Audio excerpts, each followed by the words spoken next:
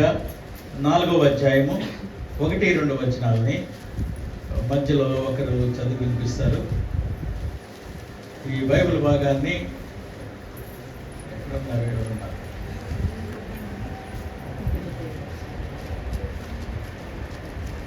నేను చెక్ చేస్తున్నాను. స్వరూప బైబిల్ భాగాల్ని చదివి వినిపిస్తుంది. 1 రాజుల గ్రంథము 15వ అధ్యాయము 4వ వచనాన్ని ఒక భాగంగా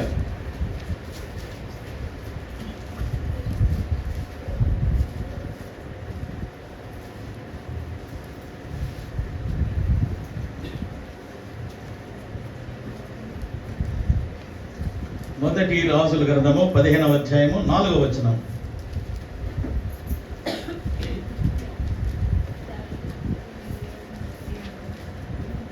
లేకపోతే 2వ వచనంలో చదువు. 4వ వచనం 5వ వచనం.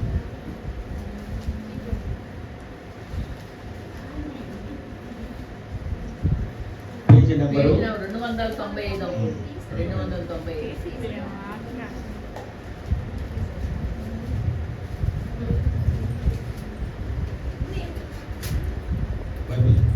రాజులు తెలియచేసిన వాడని ఏ జనముకి లాగునా చేసి ఉండలేదని దేవునికి స్తోత్రము గానము చేయుటయే మంచిది. మనమందరము స్తుతి గానము చేయుటయే మంచిది. ఈరోజు నా యొక్క సందేశంలో ఒక మాట మదర్ తెరీసా మాట్లాడింది. ఏంటంటే, we are called upon not to be a successful but to be a faithful.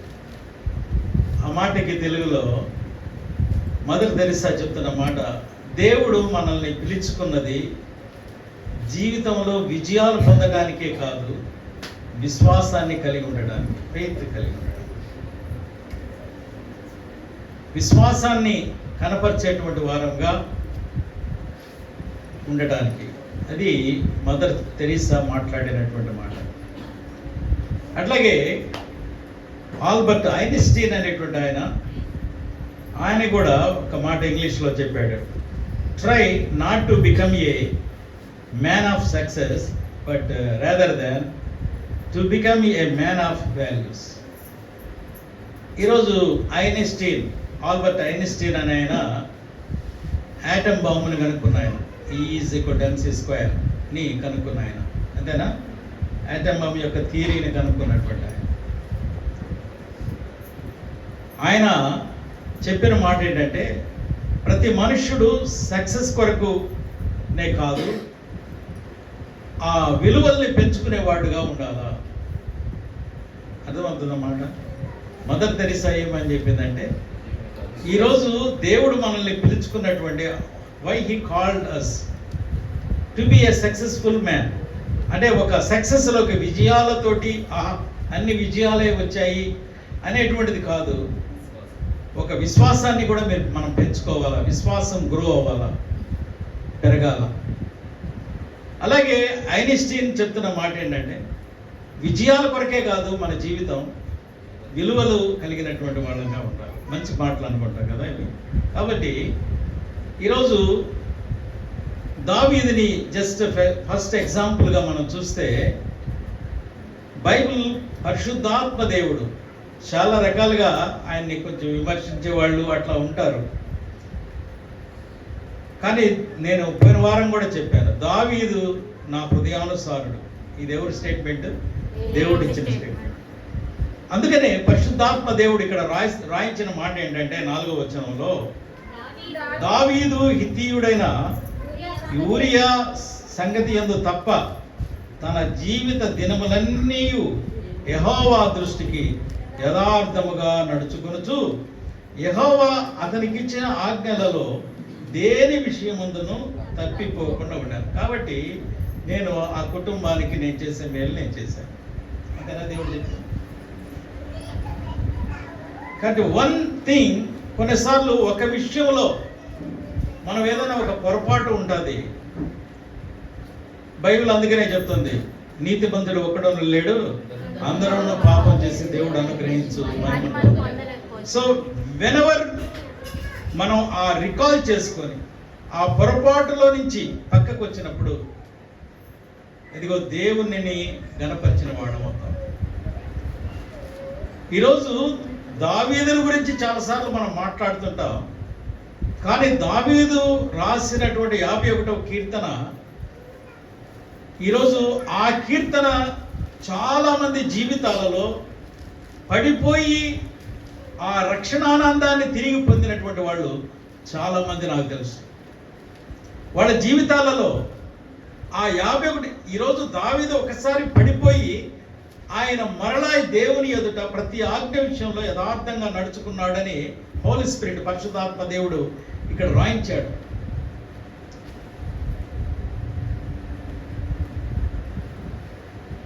రాయడం మటుకే కాదు, ఈరోజు తన యొక్క తప్పిదాన్ని ఆయన 51వ కీర్తనలో చాలా ఆయన హృదయాన్ని అక్కడ పెట్టి రాస్తాడు కీర్తనగా. అది చదివి అనేక మంది వాళ్ళ జీవితాలలో పడిపోయిన స్థితిలో నుంచి మారు మనసుకి లేక జీవితంలో నిలబెట్టుకున్న వాళ్ళు చాలామంది వాళ్ళ సాక్ష్యాన్ని మనం తెలుసుకోవచ్చు. క్రీస్తునందు ప్రియమైన వాళ్ళరా, ఈరోజు అలాంటి అనుభవాలలో నేను మనతో ఆ యొక్క పేతురు భక్తుడిని గురించి నేను మీతో మాట్లాడబోతూ ఉన్నాను. పేతురు ఒక సాధారణమైనటువంటి చేపలు పట్టే జాలరి. ప్రభువును తెలుసుకున్న తర్వాత ప్రభుతో ఆయన చాలా అగ్రెసివ్గా, దాని ఇంగ్లీష్లో అంటే నేను ముందు నేనే అంట, నాయకుడు కావాలంటే నేనే ఉంటా, లేకపోతే నన్ను మా అందరిలో ఎవరిని ఎక్కువగా లీడర్ పెడతావు, ఇవన్నీ అడిగినటువంటి వాడు.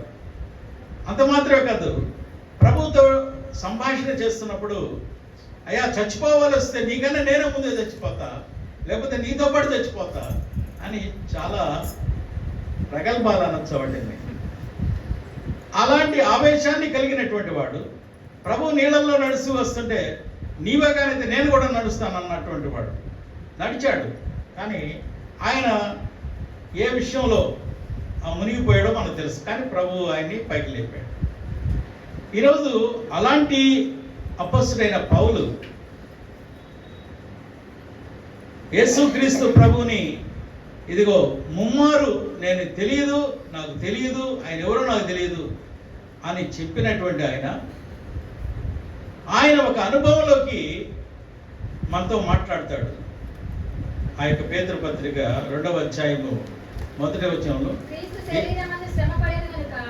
నేను చెప్పింది 2వ అధ్యాయం, 2వ అధ్యాయం, ప్రభు దయాళుడని, 2వ అధ్యాయం, ప్రభు దయాళుడని రుచి చూచిన సమస్తమైన అది ఎప్పుడైతే when he tasted the goodness of the God, దేవుని యొక్క మంచితనాన్ని ఎప్పుడైతే రుచి చూస్తున్నాడో, when he was experienced with the compassion of the God, దేవుని యొక్క ఆ యొక్క దయాళత్వాన్ని, ఆ కరుణని ఎప్పుడైతే ఆయన రుచి చూస్తూ ఉన్నాడో, తనలో ఉన్న ప్రతి దుష్టత్వాన్ని దూరం చేసుకున్నాడు.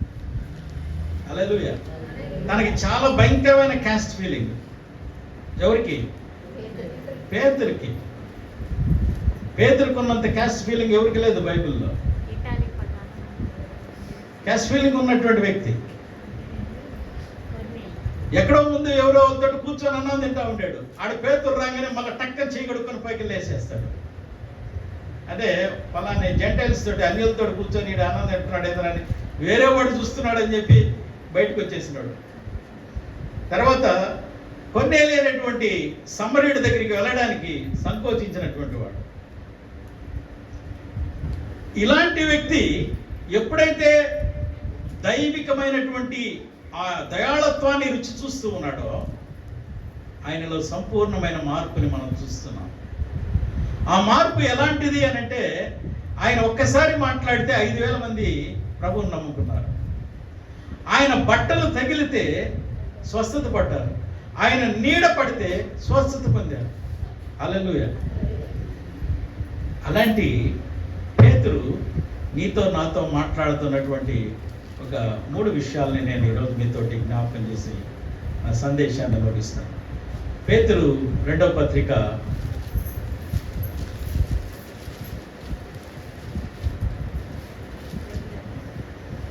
1వ వచనాన్ని చూస్తే, యేసుక్రీస్తు దాసుడను అపోస్తలుడైన సీమోను పేతురు మన దేవుడు యొక్కయు రక్షకుడైన యేసుక్రీస్తు యొక్కయు నీతిని బట్టి మా వలనే అమూల్యమైన విశ్వాసమును పొందిన వారికి శుభమని వ్రాసి చెప్పుచూ ఉన్నమాట.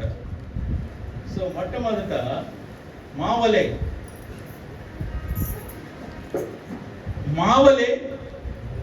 అమూల్యమైన విశ్వాసము పొందిన మీరు.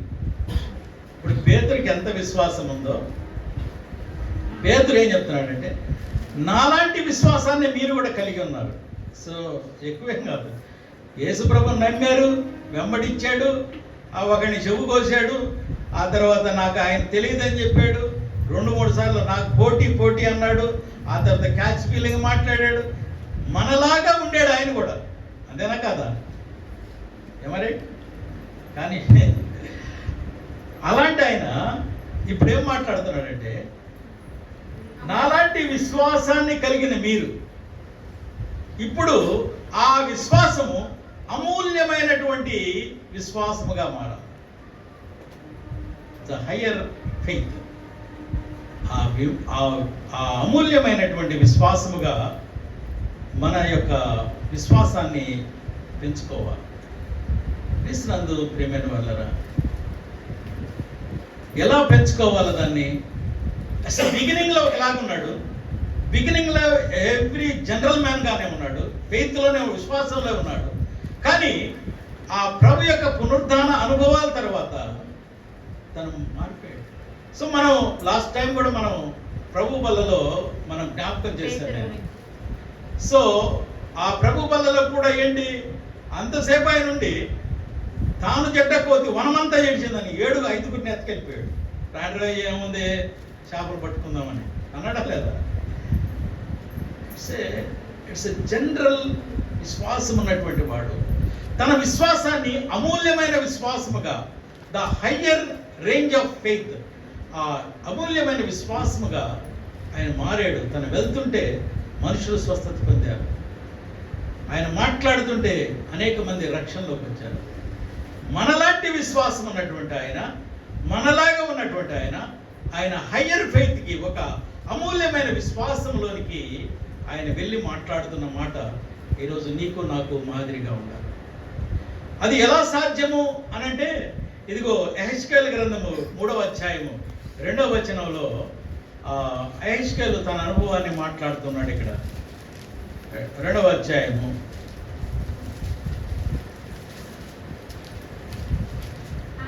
3వ అధ్యాయం 2వ వచనం, నేను నోరు తెరవగా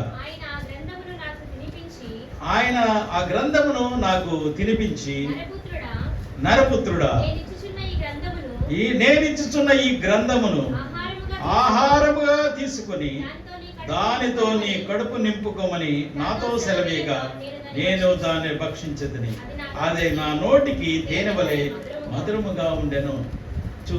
has to be read the word of God. దేవుని వాక్యాన్ని కలిగినటువంటి వాళ్ళంగా దినదినము ఆ యొక్క దేవుని వాక్యాన్ని చదువుతూ ఉండాలి, తెలుసుకుంటూ ఉండాలి, వింటూ ఉండాలా. చదువు లేని వాళ్ళైతే వింటుండాలా. ఇటీవల కాలంలో నేను 10 మందికి ఎవ్రీడే బైబుల్ ఆడియో బైబుల్స్ ఇచ్చాను. ఆడియో బైబుల్ ఎంతమంది ఉపయోగిస్తున్నారు, ఎంతమంది ఇక్కడ ఉన్నాయి? వింటున్నావమ్మా? Very good, God bless you. అదిగో సార్, కొంతమంది ఆడియో బైబుల్ వింటూ ఉండాలి. దేవుని మాటలు ఎప్పుడైతే దాన్ని తింటూ ఉన్నామో, అది భక్షిస్తూ ఉన్నప్పుడు అది తేనెలాగా ఉంది, ఇదిగో అది ఆత్మలో మనల్ని స్థిరపరిచేటువంటిదిగా ఉంది. ఈరోజు నీకు విశ్వాసం ఉంది. ఈరోజు ఫర్ ఎగ్జాంపుల్, ఉదాహరణకి కార్లు ఇప్పుడున్నాయి. క్రీటా సూపర్ కార్ కదా, క్రీటా అల్టిమేట్ మంచి కారు. చాలా కార్లు ఉన్నాయి. ఖరీదైనటువంటి BMW ఉంది, అంతకన్నా ఖరీదైనటువంటి ఉన్నాయి. అదేదో జూనియర్ NTR వీళ్ళందరూ కొంటా ఉన్నారు, 10 కోట్లు 6 కోట్లు. రేంజర్ నాకు పేరు తెలియదు. సో ఎంత ఖరీదు కారైనా కూడా పెట్రోల్ పోయకపోతే కదులుద్దా? హలో, వింటున్నారా? పెట్రోల్ పోయకపోతే కదులుద్దా? అది ఖరీదు కారే. Maybe there will be the comfort ఉంటుంది, సౌకర్యం ఉంది. కానీ ఆ కారులో ఏం పోయాలా? ఫ్యూయల్ వేయాలా, ఇంధనం వేయాలా, పెట్రోల్ వేయాలా? వేయకపోతే కదలు, ఖరీదైందే. నీ విశ్వాసం కూడా గొప్పదే. నాకు ఒకసారి తెలుసు, బైబిల్ అంతా తెలుసు, నేను కుదురుగా ఉంటే అట్ట. నాకు బైబిల్ బాగా తెలుసు. ఒకవేళ నేను సండే స్కూల్ దగ్గర నుంచి కూడా నేను మందిరానికి వెళ్ళినటువంటి వ్యక్తినే, లేకపోతే నాకు తెలుసు అని అనుకుంటే అది ఫాయిదా నై, కోయి భీ ఫాయిదా నై. అది ఎప్పుడు పెరగాల? అది ఖచ్చితంగా ఆ భక్షించగలిగినప్పుడు దేవుని వాక్యాన్ని మనం తింటూ ఉన్నప్పుడు ఆ యొక్క అనుభవంలోనికి మనం వచ్చేస్తాం. అందుకనే ఆ అనుభవం ఏంటంటే అమూల్యమైన విశ్వాసంలోనికి ఆ గ్రోత్, ఆ స్పిరిచువల్ పెరుగుదల, ఆధ్యాత్మికమైనటువంటి ఎదుగుదల నీకు నాకు వస్తుంది. కాబట్టి ఈరోజు మొట్టమొదటిగా ఒక సాధారణంగా మనలాంటి విశ్వాసము, అందుకని ఆయన ఆ మాట మనతో మాట్లాడుతూ ఉన్నాడు. ఆయన అటువంటి మా వలన అమూల్యమైన విశ్వాసము పొందిన వారికి శుభమని చెప్పి రాయినది. రెండో పత్రికలోనే కదా.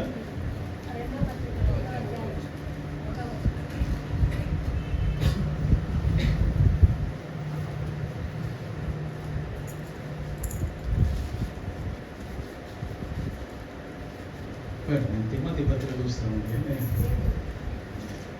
పేతురు రెండో పత్రికలో క్రీస్తు యేసు యొక్క నీతిని బట్టి మా వలనే అమూల్యమైన విశ్వాసము పొందిన వారికి అని శుభం. కాబట్టి మొట్టమొదట మనలో అమూల్యమైన విశ్వాసాన్ని మనం తెచ్చుకోవాలి. ఆ అమూల్యమైనటువంటిది హయ్యర్ ఫెయిత్ అనేటువంటిది. రెండవ అనుభవాన్ని ఇక్కడ రాస్తూ ఉన్నాడు. తన మహిమను బట్టి, గుణాతిశయమును బట్టి మనల్ని పిలిచిన వానిని గూర్చిన అనుభవ జ్ఞానము మూలముగా ఆయన దైవశక్తి జీవముకును భక్తికిని కావలసింది. ఇది ఇప్పుడు నీ యొక్క జీవమునకు భక్తికి దైవశక్తి కావాలి, ఆ ఎక్స్పీరియన్స్లోకి రావాలి. మొట్టమొదటిది అమూల్యమైన విశ్వాసము, రెండవది అనుభవ జ్ఞానం. దేనికి అనుభవ జ్ఞానం అంటే ఆ అనుభవ జ్ఞానము అది నీ జీవానికి భక్తికి దైవ శక్తిని ఇచ్చేటువంటిదిగా ఉండాలి. ప్లీజ్ దాన్ని అర్థం చేసుకోవాలి పదాన్ని. నీ జీవానికి నీ భక్తికి దైవ శక్తి కావాలా. మరలా చెప్తున్నాను, నీ జీవానికి డే టు డే లైఫ్, నీ లైఫ్కి, నీ భక్తికి, నీ డివోటినెస్కి ఏం కావాలా? ఆ దైవ భక్తి కావాలి, ఆ దైవశక్తి కావాలి, ఆ దైవశక్తి కావాలి. అందుకనే పేతురు యొక్క లైఫ్లో మనం చూస్తే గలతీ పత్రిక 2వ అధ్యాయం 20వ వచనంలో అంటాడు, జీవించువాడను నేను కాదు. ఎవరు జీవిస్తున్నారంట? క్రీస్తు నా యందు జీవిస్తూ ఉన్నాడు. క్రీస్తు నా యందు జీవిస్తున్నాడు. ఈరోజు ప్రభులో జ్ఞాపకం చేస్తున్న మాట అంటే, ఇప్పుడు పేతురు టోటల్గా పేతురు క్యారెక్టర్ లేదు. ఒకప్పుడు హింసకుడు, దూషకుడు. ఇతను కూడా ఇగోతో ఉన్నటువంటి వాడు, అంటే గర్వంతో ఉన్నటువంటి వాడు. నేను చాలా తెలివిగలవాడిని, నేను గమాలియల్ యూనివర్సిటీలో చదువుకున్నాను, నేను చాలా యూనివర్సిటీ ర్యాంకర్ని. అదేగా ఆయన చెప్పింది ఫిలిప్పీ పత్రికలో, I was studied in the university of Gamaliel. Gamaliel యొక్క యూనివర్సిటీలో చదివాను, అంతేనా? నేను as per the my birth rate చూస్తే ఐఎమ్ ద సౌలు రాజు యొక్క రాజుల గోత్రంలో, నేను బెన్యామీన్ గోత్రంలో వచ్చాను. ఐఎమ్ సో సఫోస్టికేటెడ్, అన్నీ కూడా ట్రెడిషనల్గా ఉన్నటువంటి వ్యక్తిని. ఇలాంటి ఇగో ఉన్నటువంటి వాడు. కానీ ఎప్పుడైతే ప్రభువుని తెలుసుకున్నాడో, ప్రభువుని చూస్తున్నాడో, ఆ తర్వాత తన విశ్వాసాన్ని మార్చుకొని ఇప్పుడు ఏమంటున్నాడంటే ఇక జీవిస్తుంది నేను కాదు, క్రీస్తే నా యందు జీవిస్తున్నాడు. That is the ultimate. ఈరోజు ఆ అమూల్యమైన విశ్వాసంలోనికి మనం ఎదుగుతున్నాము అని అంటే ఆ ఎక్స్పీరియన్స్లోకి రావాలి, ఆ అనుభవ జ్ఞానములోనికి రావాలి. అనుభవ జ్ఞానము నీతో మాట్లాడితే ఎంతసేపు నువ్వు ప్రభువుని గురించి మాట్లాడగలుగుతున్నావు? ఎన్ని సంవత్సరాల నుంచి ప్రభువులో మనం వస్తున్నాం, కానీ ఆయనని తెలియచేయగలిగి ఆ ఎక్స్పీరియన్స్ని కలిగి ఉండాలి.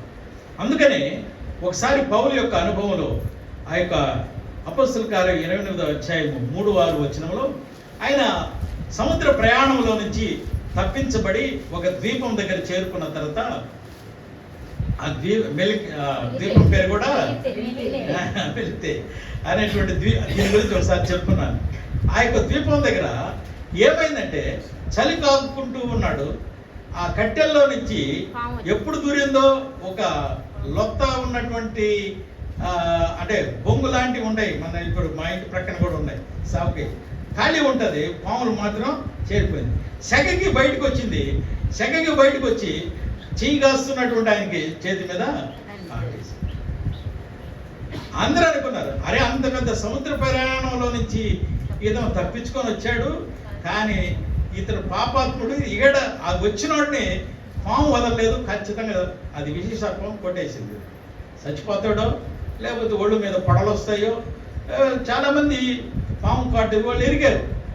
ఆ యొక్క ద్వీపంలో వాళ్ళకి తెలుసు పాము కరిస్తే అది ఎలాంటి పాము, ఆ పాము ఎలాంటిదో తెలుసు వాళ్ళకి. కాబట్టి ఏదో ఒకటి జరుగుతుంది ఈయనకి అనుకున్నారు, కానీ ఆయనకి ఏమి జరగల. ఏముంది అక్కడ బైబిల్లో? చదివి చేయకుండా చూచి అభిప్రాయం మాని ఏంది మళ్ళా చదువమ్మా. వాడతని శరీరం వాసునో లేక అతడు అకస్మాత్తుగా పడి చచ్చునో అని కనిపెట్టుచుండెను. చాలాసేపు కనిపెట్టుచుండిన తరువాత అతనికి ఏ హాని కలుగుకుంటున్న చూసి ఆ అభిప్రాయమును మాని ఇతడుకు దేవత అని చెప్పసాగాడు. కాబట్టి ఎందుకుని ఆయన్ని దేవత అని అనుకుంటున్నారు? ఆయన అప్పటికే డెసిషన్ ఎట్టున్నాడంటే జీవించుచుంది నేను కాదు, నాలో క్రీస్తు. సో క్రీస్తు నాలో జీవిస్తూ ఉన్నాడు. అనుభవ జ్ఞానం ఎలా ఉందంటే ఇదిగో ఒక అపాయకరమైనటువంటిది, ప్రమాదకరమైన పరిస్థితి అతనికి వచ్చినా కూడా ఏం చేయాల. ఆయన లోపల ఉంది. పౌలు అయితే పర్వాలేదు, ఇప్పుడు ఎవరున్నారు ఆయనలో? క్రీస్తు ఉన్నాడు. హల్లెలూయా. మనలో క్రీస్తు ఉంటే అది ఎంత పరిస్థితి అయినా కూడా నీవు దాంట్లో నుంచి తప్పించబడతావు. దేవుడు ఖచ్చితంగా ఆ యొక్క కృప ఆయన మనకు అనుగ్రహించేవాడు. కాబట్టి ఇక్కడ మన జీవానికి కావలసినటువంటి ఆ దైవ శక్తి అనుభవ జ్ఞానములో, ఆ అనుభవంలో ఆ యొక్క పౌలు లైఫ్లో చూస్తున్నామా లేదా? దైవ శక్తి నీకు దినదినము కావాలా, నీ జీవానికి కావాలా. అది ఆ దైవ శక్తి నీ జీవమునకు భక్తిగా అది ప్రొటెక్ట్ చేయగలంటే నీలో ఏం పెరగాలంట? అనుభవ జ్ఞానం. ఆ అనుభవ జ్ఞానాన్ని ఇక్కడ రాస్తాడు ఆయన. అదేంటంటే ఈ హేతువు చేత విశ్వాసమునందు సద్గుణమును, సద్గుణమునందు జ్ఞానమును, జ్ఞానమునందు ఆశానిగ్రహమును, ఆశానిగ్రహమునందు సహనమును, సహనమునందు భక్తిని, భక్తి యందు సహోదర ప్రేమను, సహోదర ప్రేమ దయను అమర్చుకునుడి. ఇవి మీకు కలిగి విస్తరించిన యెడల అవి ప్రభువైన యేసుక్రీస్తును గురించిన అనుభవ జ్ఞాన విషయములో మిమ్మల్ని సోమరులైనను నిష్ఫలులైనను కాకుండా చేయను. కాబట్టి మనల్ని ఆ అనుభవ జ్ఞానం ఏం చేస్తుంది?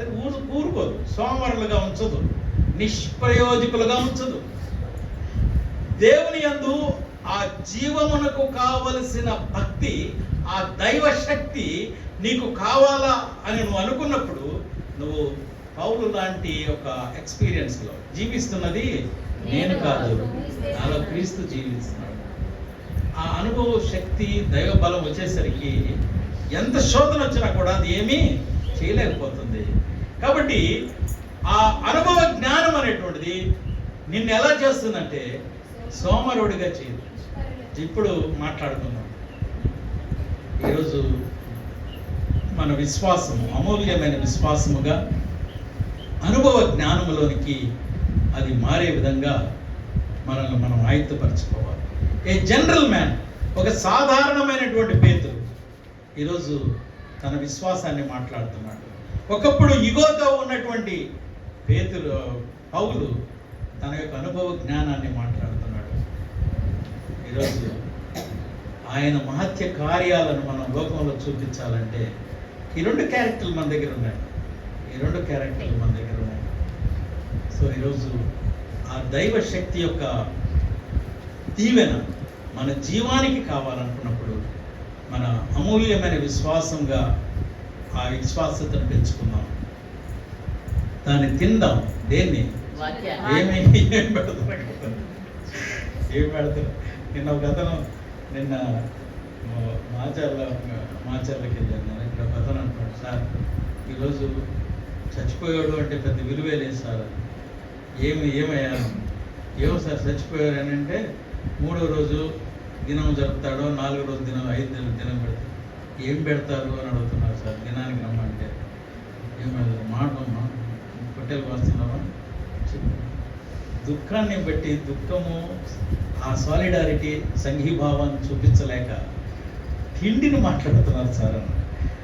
అది వాస్తవం కాదు చెప్పండి. ఈరోజు చావు యొక్క విలువని అసలు ఇంతకుముందు తినడానికే దుఃఖకూడు అనేవాళ్ళు. దాన్ని దుఃఖం యొక్క భోజనం ఏం తింటాంలయ్యా అని అనేవాడు.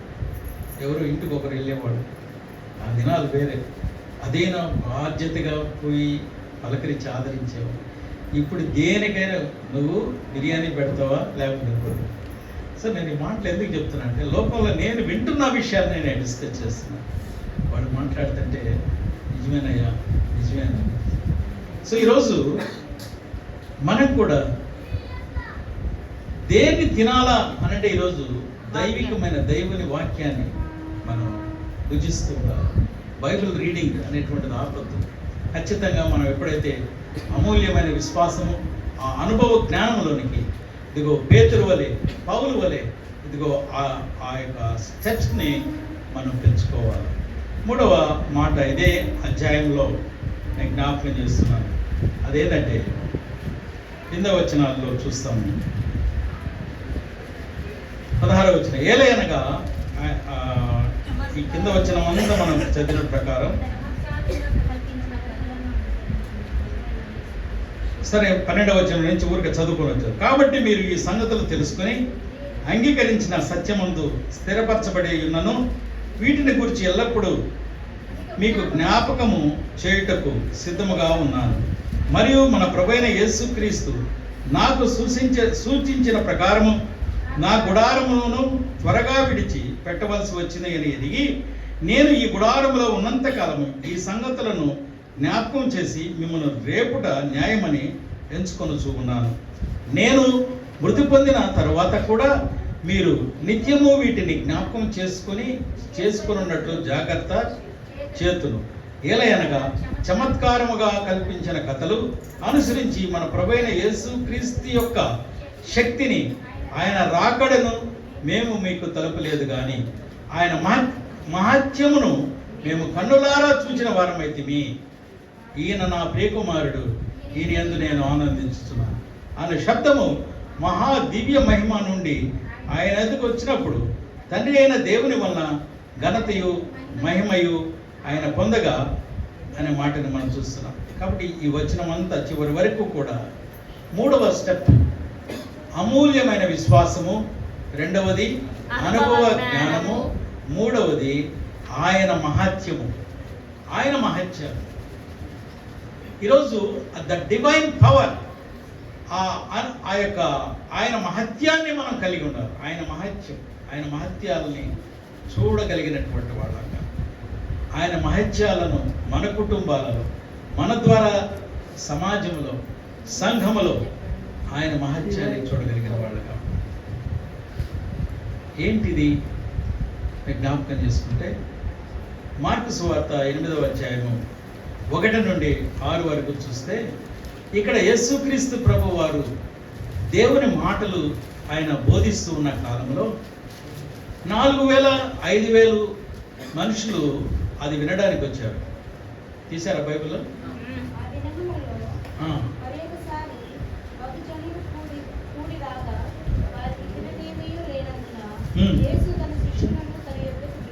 పిలిచి నేటికి 3 దినములు నా యొద్ద ఉంటారు. నా యొద్ద ఉన్నారు, వారికి తిననేమియు లేనందున తిననేమియూ లేనందున నేను వారి మీద కనికరపడుచున్నాను. నేను వారి మీద కనికరపడుచున్నాను. నేను వారిని ఉపవాసముతో ఆ. తమ ఇళ్ళకు పంపివేసిన ఎడల ఉమ్. మార్గములో మూర్ఛపోవుదు. రైట్. వారిలో ఆ, వారిలో కొందరు దూరం నుండి వచ్చి ఉన్నారని వారితో చెప్పాడు. ఇక్కడ మనం డిస్కస్ చేసుకుందాం. యేసుక్రీస్తు యొక్క ఉపదేశాలను ఆయన మీటింగ్స్కి చాలా మంది అటెండ్ అయ్యారు. ఎస్ఐ దగ్గర మీటింగ్ పెడితే, క్రూసైడ్స్ పెద్ద పెద్ద క్రూసైడ్లు పెడితే ఆయన ఉన్నాడు అని అంటేనే జనం పరిగెత్తుకొని వచ్చారు కదా. అంటే ఇప్పుడైతే అడ్వర్టైజ్మెంట్లు చేయాలా, అప్పుడు అడ్వర్టైజ్మెంట్ ఎవరో మనుషులు చెప్తేనే అలా 4,000 మంది 5,000 మంది వచ్చారు. 3 రోజులు వాళ్ళు దేవుని వాక్యాన్ని వింటూ ఉన్నారు. వాళ్ళున్న స్థలం నుంచి వాళ్ళు వెళ్ళాలంటే దూరం కాబట్టి అక్కడే ఉన్నారు. ఆ దేవుడు యేసు ప్రభు కూడా ఊరు మధ్యలో లేడు, ఎక్కడో తీర ప్రాంతంలోనో లేకపోతే అరణ్యానికి దగ్గరగానో. ఎందుకంటే ఆయన వాయిస్ మైక్ సెట్స్ లేవు కాబట్టి మాట ఆయన ఎక్కువ సముద్ర తీరాన్ని ఎంచుకున్నాడు. అంటే మనలాంటి బంగాళాఖాతంలో వచ్చేలాంటిది భయంకరమైన అలలు రావు కొన్ని చోట్ల, కానీ తలతన్యత సూత్రం ఒకటి ఉంది. దాని సర్ఫేస్ టెన్షన్ యొక్క సూత్రం ఏంటంటే నువ్వు దాని పవన పుణ్యాన్ని పెంచుద్ది. వాటర్ ఏం చేస్తుంది అంటే బావిలో నువ్వు ఓ అని నడిస్తే బావిలో నుంచి అది శబ్దం వస్తుంది. అసలు ఇప్పుడు బావిలో చూసింది ఎవరు? నువ్వు ఎప్పుడైనా బావిలోకి తెమ్మి చూసావా? ఎవరు చూసావా? ప్రైజ్ బావి చూసావా? అది బావిలోనే బల్లి పెడితే మటుకు బాగా ఎంచుతాడు కదా.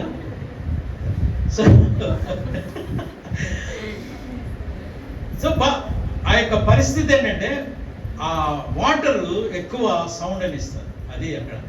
అలాగే ఆ కొండల ప్రాంతాల్లో ప్రభు మాట్లాడినప్పుడు అది శబ్దాన్ని ఎక్కువ ఇస్తుంది.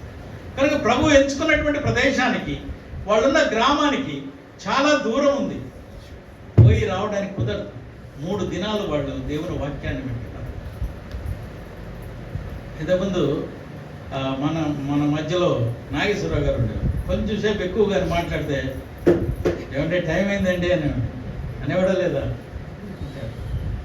చాలామంది కొన్నిసార్లు టైంని పెట్టి మాట్లాడుతూ ఉంటాం. టైంని పెట్టి కూడా వెళ్ళిపోయిన వాళ్ళు కూడా ఉండొచ్చు. యేసుప్రభు మాట్లాడుతూ ఉంటే 3 రోజులు మాట్లాడుతూ ఉంటే 2 రోజులు మాట్లాడుతూ ఉంటే అబ్బా ఈ నేంద్ర ఇంకా మాట్లాడుతారు, మనం వెళ్ళిపోదాం అనుకున్న వాళ్ళు వెళ్ళిపోయి ఉండొచ్చు. కానీ 3 రోజులు అక్కడ ఉండి ఆయన మీటింగ్స్ ముగించిన తర్వాత వింటున్నారా, మిగించిన తర్వాత ఈయన ఒక కరుణ వాళ్ళ మీదకి వచ్చింది. వాళ్ళకి 3 రోజుల నుంచి అన్నం లేదు, వాళ్ళు ఏమైనా తెచ్చుకున్నట్టు తెచ్చి అయిపోయి ఉంటుంది. వాళ్ళు ఇక్కడి నుంచి వెళ్ళిపోతూ ఉంటే దారిలో సమస్యలు పడిపోతారు కాబట్టి వాళ్ళకి ఏదైనా ఆహారం ఉంటుంది. సో అప్పుడు వాళ్ళ దగ్గర ఉన్నటువంటి ఆ యొక్క ఏముంది అక్కడ 7 రొట్టెలు, ఇక్కడ 5 రొట్టెలు 2 చేపల కుర్రాడుది. ఇక్కడ ఏమున్నాయి 7 రొట్టెలు. వాటిని ఏం చేశాడు ఆయన? కృతజ్ఞత స్తుతులు చెల్లించి విరిచి వడ్డించుటకై శిష్యులకు ఇచ్చాడు. వారు జన సమూహానికి వచ్చారు. ఇప్పుడు వాళ్ళు ఏం చూశారు? అక్కడన్నా 4,000 మంది దేవుని మహత్యమును, అది దేవుని మహత్యాన్ని చూశారు. ఇఫ్ యూ కెన్ స్టే, నువ్వు ఆయనతో ఉన్నప్పుడు నువ్వేం చూస్తావు? ఆయన మహత్యాన్ని చూస్తావు. జవాబు వచ్చేసింది. ఇప్పుడు ముందు మొదటి రోజు కొంతమంది విని వెళ్ళిపోయి ఉండొచ్చు, వాళ్ళు చూడలేకపోయారు.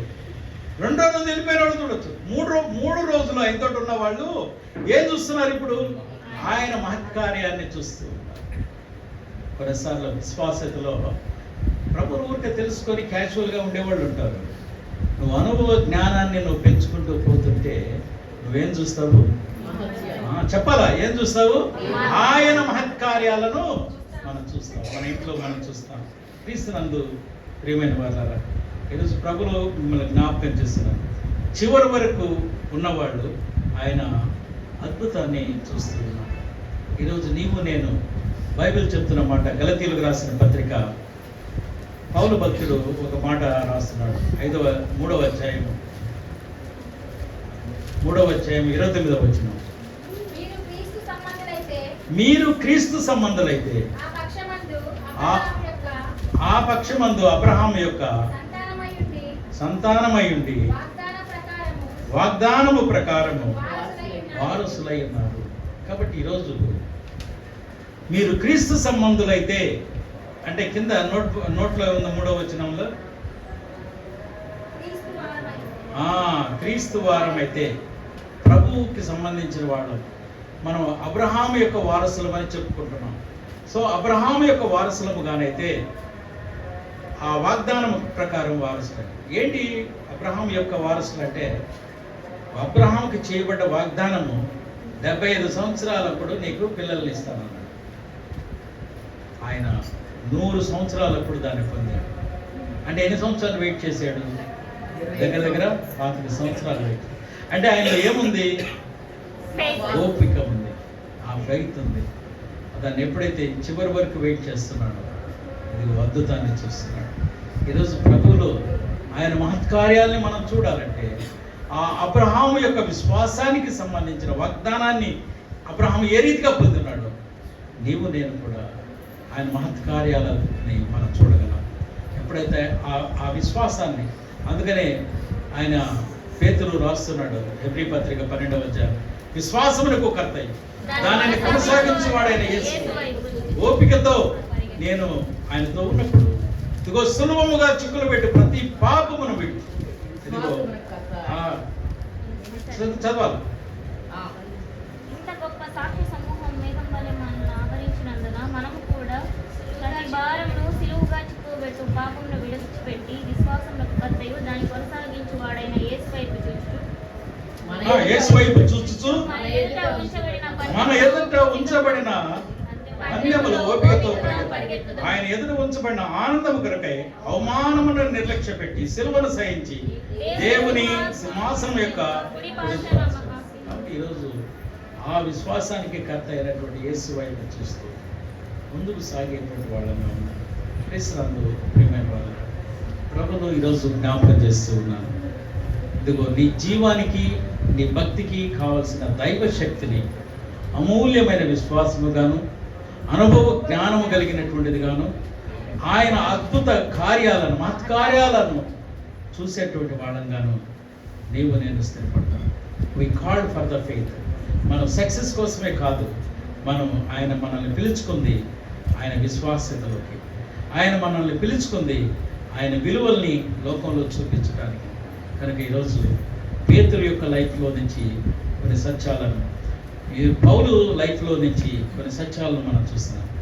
మోరవర్ ఆ యొక్క పాత నిబంధన గ్రంథంలో ప్రభు దేవునికి ఇష్టానుసారుడైనటువంటి ఆ యొక్క దావీదు యొక్క మాట, ఆ యొక్క పరిశుద్ధాత్మ రాయించిన మాట, ఒక్క మిస్టేకే తన లైఫ్లో చూశాడు. కానీ ఆ తదుపరి ఆయన దేవుని యొక్క ఆజ్ఞలను పాటించిన వాడుగా ఎదుగో ఆయనను ఆ దైవ శక్తిని ఆ విశ్వాసాన్ని, అనుభవాన్ని, మహత్కార్యాన్ని చూచినటువంటి ఒక గొప్ప దావీదును మనం చూస్తాం. ఈ ఉదయ కాలంలో నీవు నేను కూడా ఆ అమూల్యమైన విశ్వాసము, అనుభవ జ్ఞానము కలిగి ఆయన మహత్కార్యాలు ఎదుగో మన కుటుంబాలలో లేక సమాజంలో, సంఘంలో జరిగే విధంగా ఈ విశ్వాసాలను స్థిరపరచుకుందాం.